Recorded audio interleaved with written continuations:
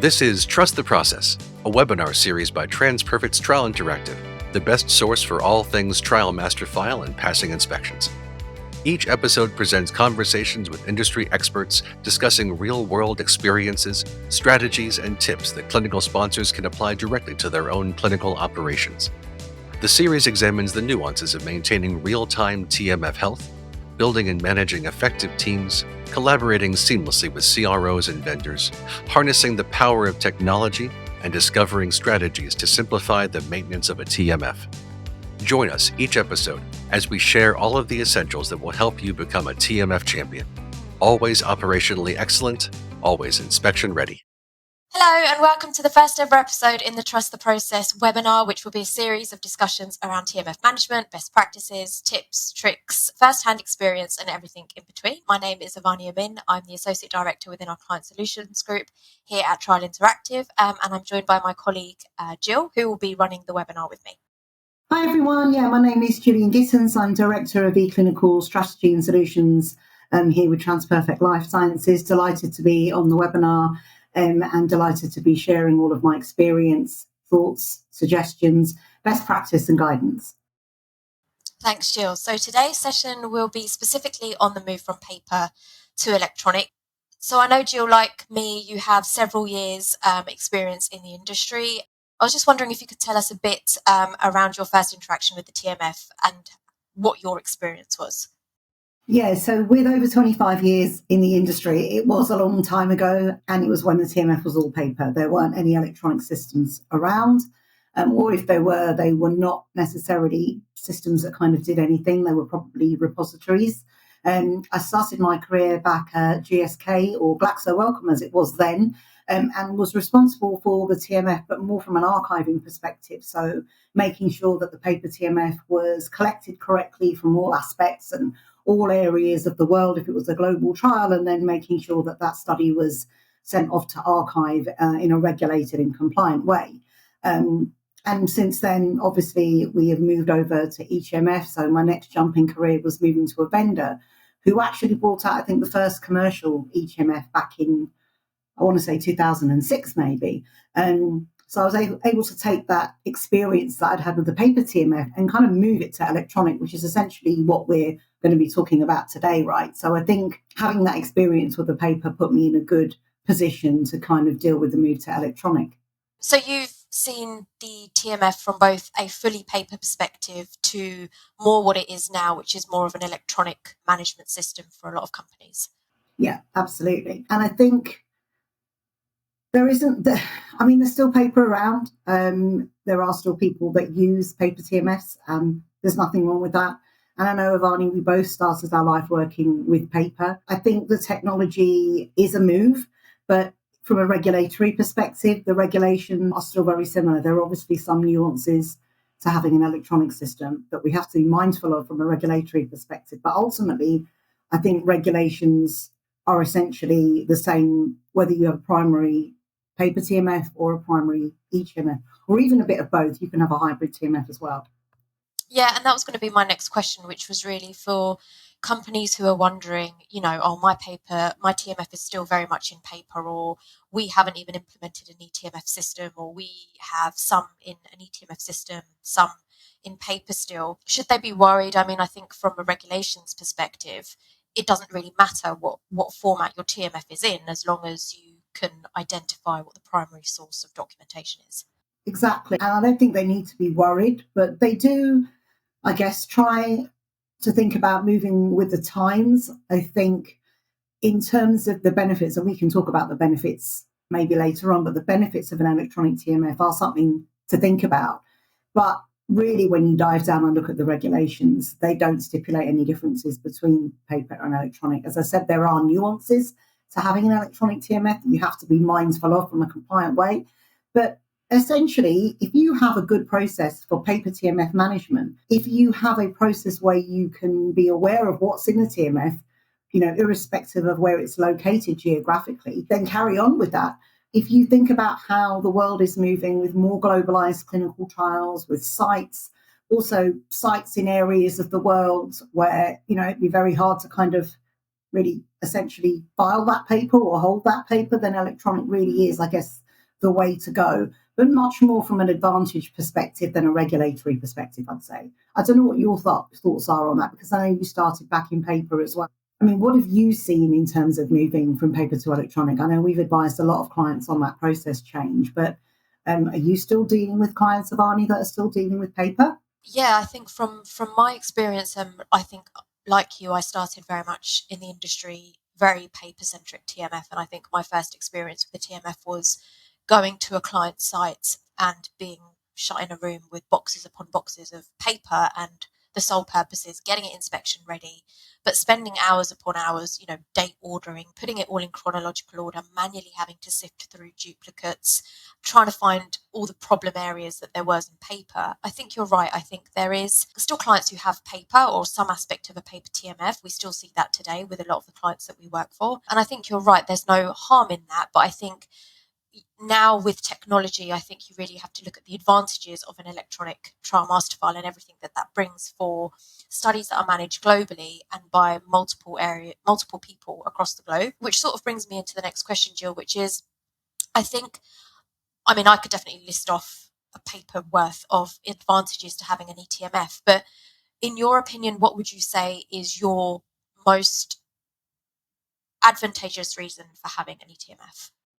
So it goes back to the point we were talking about with these global trials, because if you think about it, if your paper TMF is located in one area, it'd be very hard for anybody else to see that if they're located somewhere else. So if you've got a site and you've got your sponsor, or you've got your CRO that's holding the paper and the sponsor doesn't have access to that, that's a big thing. You've got to think about oversight, you've got to think the importance of sharing information, and having an eTMF ultimately gives you visibility, whether you are sitting in a sponsor office, or you're sitting at site, or you're a CRA working from home or traveling.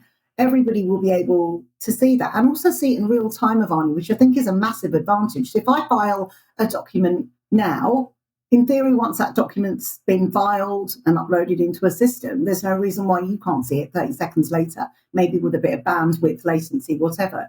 So that, I think, is a real advantage for things like oversight, compliance, inspection readiness, all of those things. But it made me laugh when you were talking about all the problems that you used to have dealing with paper, because actually some of those problems are still what I'm hearing clients are having in the electronic system. They still have duplicates. They still have to think about quality. They still have to think about documents misfiled. So does the eTMF take away those problems? Absolutely not. What I would say is it probably makes it maybe easier to deal with them. Like if you've got duplicates, right, if your system allows you to pick up hashtags, it's a darn sight quicker to kind of bring to the surface duplicates than it is to deal with paper. Sometimes you could look at two paper documents and think, are they exactly the same? Like those kind of quizzes where you've got to spot the difference. But when you do it electronically, you've got like a hash value, which will determine whether something's a true duplicate or not. So that did make me laugh when I envisaged that. But yeah, same problems, maybe different ways of dealing with it.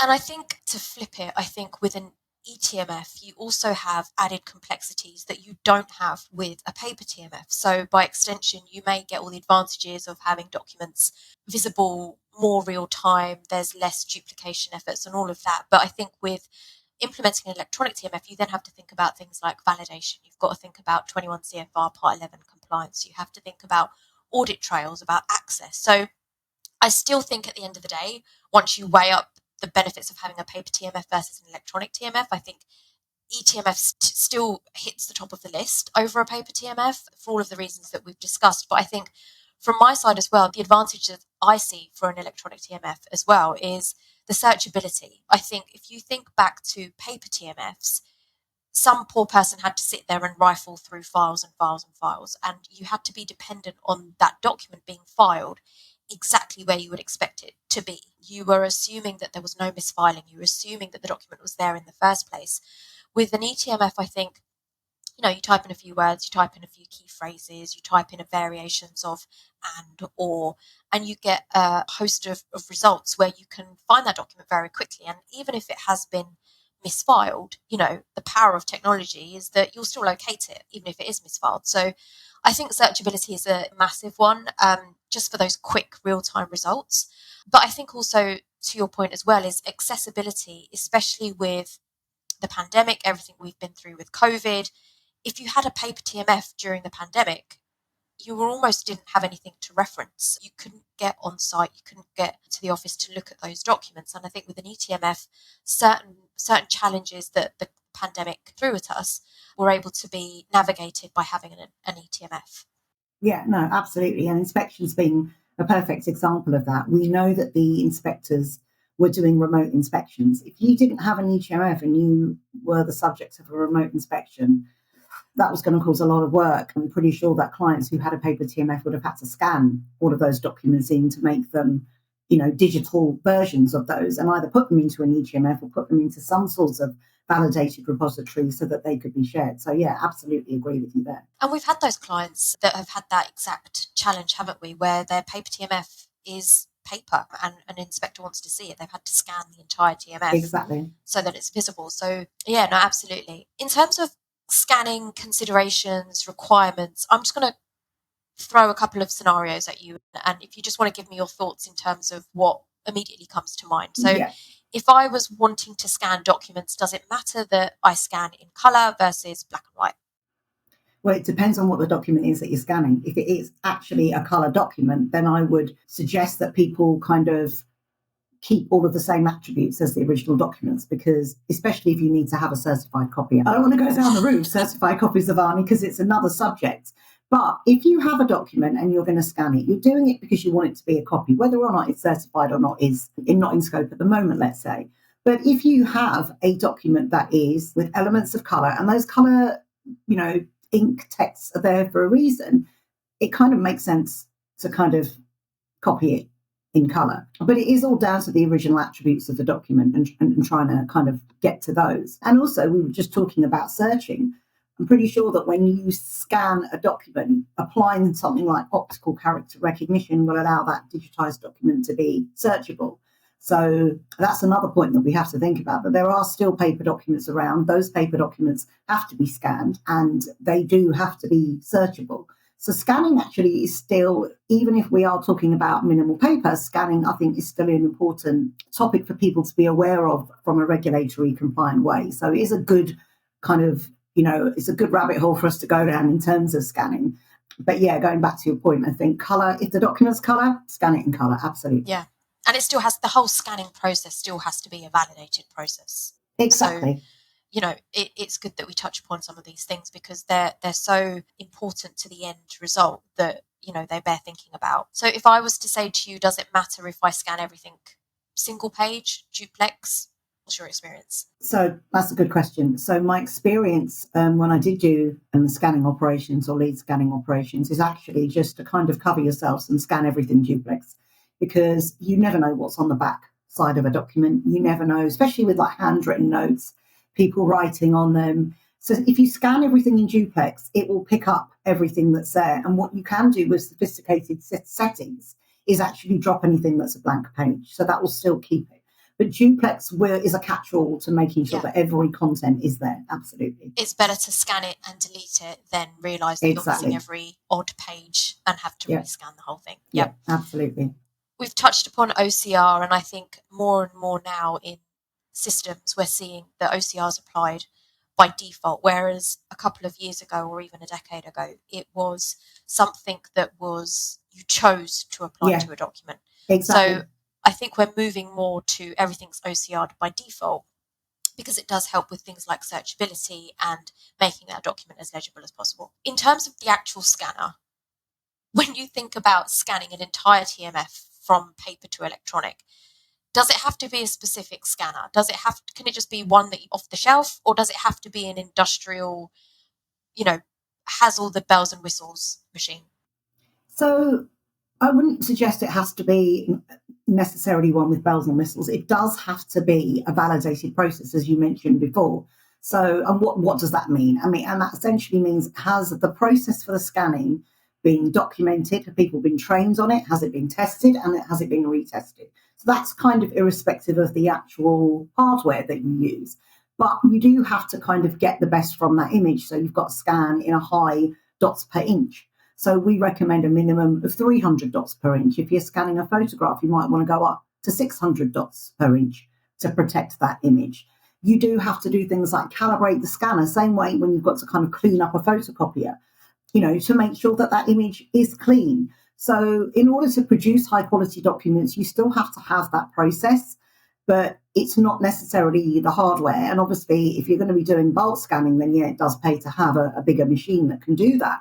But it's the process and the validation and the way that you kind of certify and validate that process that's more important. And then the final thought on scanning considerations, which would be as simple as this sounds, the differences between batch scanning versus individual scanning, because there is a slight difference in doing bulk scanning, which is just feeding as much as you can through a scanner, versus those individual scannings.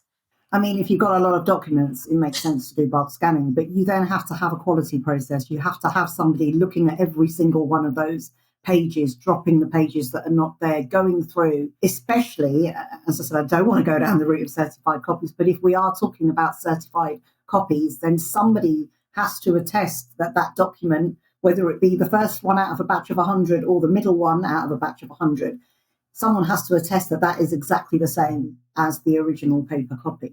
So there are so many nuances that you have to be aware. There's nothing wrong with having a batch scanning process. We're dealing with bulk, we're dealing with documents that have to go into a TMF. There are service levels, and a lot of people look at the eTMF processing as a factory. So, why wouldn't you do it in bulk? But be aware that if that process has to be so that the end result can be a certified copy, then there has to be somebody looking at all of those pages. And it's not so easy when you have bulk scanning. I absolutely have worked in operations where somebody has sat there and looked at all of those pages all day, every day. It took a very skilled person with a particular skill set to do it, but it was very hard to do when you had bulk scanning. Obviously, with one page, if it was you that was just scanning one document, you can absolutely certify that that's the same. But if I'm scanning that document plus 400 other ones, not so easy. What have you seen in terms of when you do batch scanning?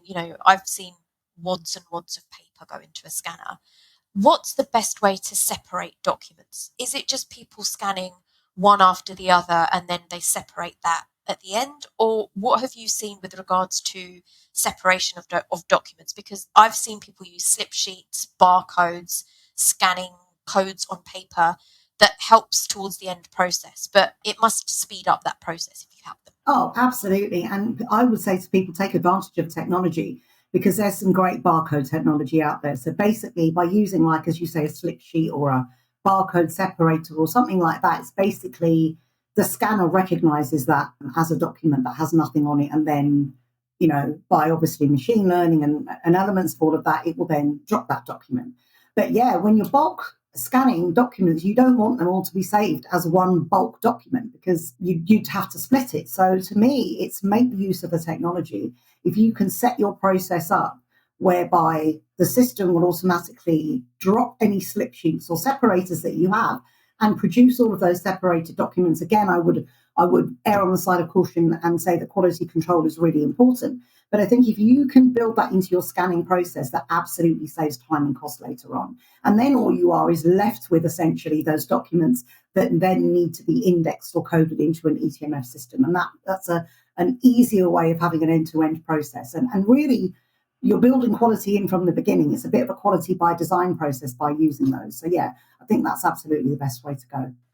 Yeah, and someone has to then insert them in before the documents are all scanned. So it is, like you say, that additional quality step where someone is saying this document starts here and ends here. Here's the slip sheet to document that. And actually, that's a good point, because document preparation, I think, is key when you're scanning paper documents. Massively. Anyway, Avani, because of the fact you've got like everything stapled, paper clips. We've both sat through enough de-stapling. Yep, right. Taken them out of plastic sheets and taken out the staples and paper clips. Exactly. Yeah. There's so much, I would really recommend, if anybody has to think about like a validated scanning process, they really look at preparation from the beginning, because it's key. Like, invest some time in the document preparation will absolutely save you time and give you quality. And that goes back to my kind of quality by design type of mindset. I think it's a good thing to have. Get the quality right at the beginning, the preparation, and you will reap your rewards when you then go to kind of index those documents into an eTMF system. So once you've scanned the documents, we've spoken about requirements, the scanning requirements, the sort of batch scanning. In terms of format of scanning, is scanning to PDF sufficient? It depends on what you're going to do with it. So you have to think about the fact that at some point those documents are going to be archived. So for archival purposes, really, you should think about what's called PDFA, which is basically the standard ISO standard of documents for long-term preservation. So you have to think about, if you scan something from a PDF, will you then convert it to PDFA at the end? And most vendors and scanning processes and people that take on this type of work will absolutely do that. So you can have a document as a PDF, but you then have to think about the long-term preservation of that document. So primarily PDF is fine, but you do have to think about the ramifications from that. Obviously, we don't have to think about that when you've got kind of electronic documents. If a document is born electronically, then you may want to keep that in the native format of that document. But really, the only area I think you question that is when you talk about the archiving side of things, which you do have to do with an eTMF system. So scan it to PDF, absolutely fine. Convert to PDFA for archive. I think when we were talking about paper TMFs and people's sometimes reluctance to move fully electronic, it's because they're still very, very comfortable in collecting wet ink documents, those documents that have to be signed. They're still used to taking them round 5 different people to have them sign them off electronically. Moving to an eTMF and someone's reluctance to get rid of paper, what would you say in terms of the requirements on documents to be signed? Is there guidance that says you don't have to sign everything in wet ink, you can use electronic, but is there something that says, well, actually the regulations say only these specific documents have to be signed? Yeah, and the regulations do only stipulate that there are 5 documents that need to be actually signed. And of course, none of us take any notice of that. We're talking about the protocol, approval pages, contracts, agreements, signed ICF, obviously, by your patients. But it's all to do with mindset change and process change, Avani. I think there are so many processes that we even ourselves at TI have. I've got to, if you write an SOP, I've probably got to approve it. And we have an approval process for that. But does it really need to be approved? Is it enough to say that I've just read it? That's something that people really have to consider. And I would always say, think about that approval process that you've got. If there are 5 people have to sign it, then how is that? Why do they have to sign it? But, we all have SOPs that we have to adhere to. And electronic signatures are great. If we were in a situation where I had to sign something and you had to sign something and then I head of QA had to sign something, we would be forever, couriering documents here, there, or using internal post or whatever. And we did do that. Exactly. We did do that. Absolutely. But as a global company, it makes no sense whatsoever. So if you're going to have an approval process and you're a global company, then absolutely use electronic signatures. If you're going to use electronic signatures, they have to be compliant with FTA 21 CFR Part 11 in terms of electronic digital, how that signature is protected, the fact that you have to log in and put your username in to kind of affirm that that is you. So, yeah, that's fine. And then when you use that electronic process, you don't ever have to print that because the process and the signature is all protected within that. So you don't then have to have the printed signature after I've signed it digitally. Do you know what I mean? That doesn't make any sense whatsoever. I would always suggest that clients think about that. Reduce the paper that's been produced within a clinical study. Absolutely. But there are always going to be paper that's produced. We still have IRBs, IECs, ethics committees that will approve in paper. And I don't think we're going to get away from that for a while. I know the US is maybe a little bit quicker in terms of using IRBs and they do everything electronically, but we're not there yet. But yeah, going back to the point, it's reduce the amount of paper that you actually produce. Look at your processes and see if you can utilize those to reduce the paper, because that will just mean it is easier to then have a fully electronic and compliant TMF. And speaking of eTMFs, I think with technology, again, you have so many spaces now that can actually incorporate the approval process as part of workflows, which then gets captured in things like audit trails. And Exactly. then you can negate the need to collect original wet ink documents that way as well. So just maybe another avenue to go down. Absolutely. So we couldn't talk about paper, we couldn't talk about electronic and the move, and you've alluded to it a couple of times, but I'm going to go straight back to certified copy, which is sort of your favourite subject. certified copy, I think in the last couple of years has definitely come to the forefront. It's been spoken about at conferences. It's spoken about at, best practice workshops by consultants and things like. And inspectors. Absolutely. What is a certified copy? So great question. Didn't want to go down that route, but yeah, let's basically start at the beginning. A certified copy is a copy of a document that has all the attributes that the original does, exactly the same, protected. The fact that it's certified, you obviously have to have some certification. So you produce that copy. Certifying that is basically attesting that all of those attributes are there. So you've got a copy, but certifying the copy is adding another layer to that. Now, not a problem if you have to certify. But actually, my point would be go back and see if you really have to certify that. Because a lot of people think that every document that goes into an eTMF has to be a certified copy. And I'm here to tell you people that it does not. The only time that you have to certify a copy of a paper document, an original paper document, is if you were going to destroy the original. And that, I would almost want to do a pregnant pause there, Avani, because people will be like, huh? I'm not sure I get that. But actually, it is something to think about, because we are also in a mindset within the industry that we don't ditch any paper. And so if you're not going to ditch the paper, then don't go through the whole process of certifying that. Put the copy in, and if you do have to at some point produce the original, you will be able to, because you haven't ditched it. Now, if you are going to go down that route, and some companies, sponsors are being, very, very proactive with that and saying that we want to reduce the paper, we want to have a certified copy process, and we want to destroy the paper. And that's absolutely fine. There are some things that you've got to think about. Everything nowadays is risk-based. So look at the risks. Look at the risks if you do destroy that paper. Can you go back and attest that that's a certified copy? Something like a document with a raised seal. And a lot of the Japanese pharma companies and IRBs use those as a way of certifying a document and approving a document. They put a raised seal on it. Very hard to kind of mimic that and duplicate the attributes of that. So then don't destroy it, because if the regulators want to see it, you keep it. And we're still in that phase where we're doing paper archiving. So a lot of clients panic, I think, about the process. Avani, I know you've spoken to them from a consulting perspective. And what we want to say is, don't panic. Decide what your corporate policy will be. If it's not to destroy the paper and archiving it to Iron Mountain or whoever, then that's cool. Don't worry about the process of certifying it. You will still need to digitize that document to go into the electronic system, but you don't have to do the extra step of certifying that copy as the original.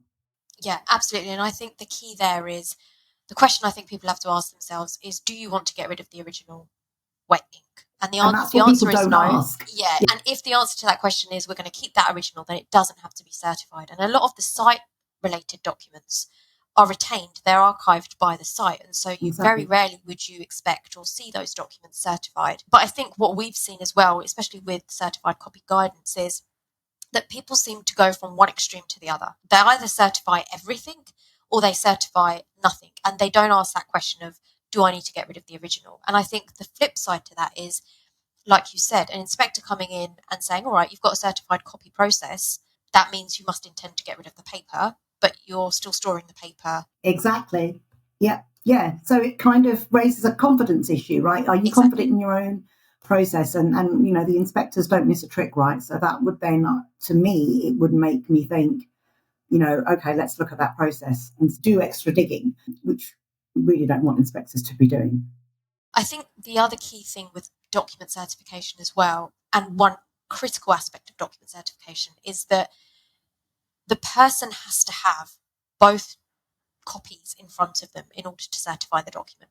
So, for example, I cannot upload the document and then you certify that on my behalf.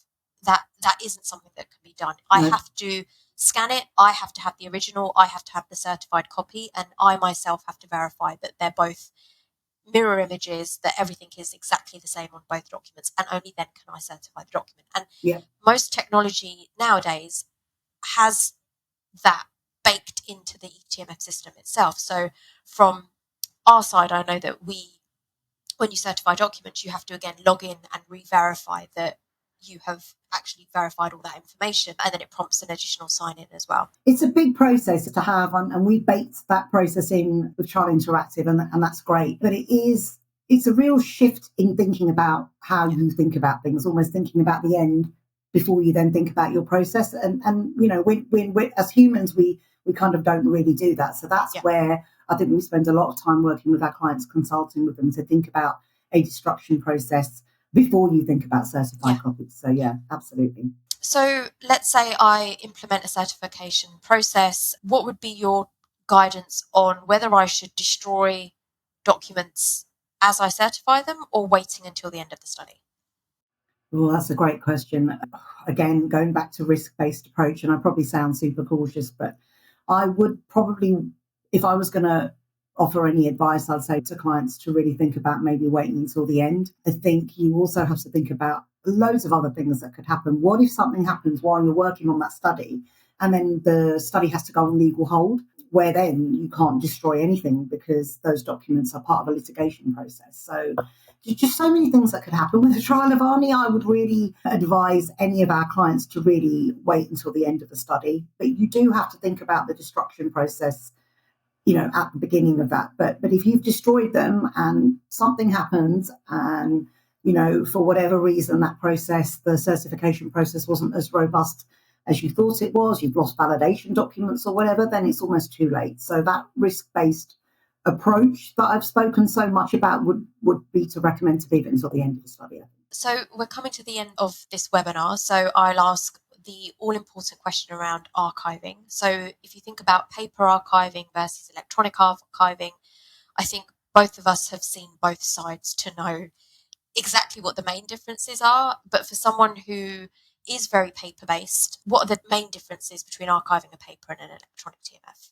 Yeah, I don't really want to think about all of the things that we had to go through to archive paper TMFs, even just making up an archive box.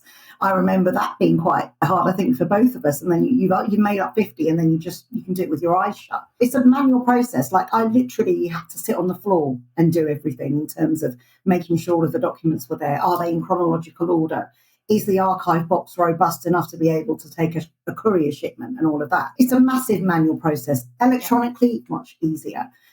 Systems are so sophisticated now that it's almost like a touch of a button and it will go off into, long-term archive. But you do have to think about, when you archive, you've got to think about, is everything there? Am I going to be sending it off to archive and then 3 months later, the site tells me, found some documents and I've just scanned them, or something else going to happen? Technology is great. As I said, it makes it that much easier to do.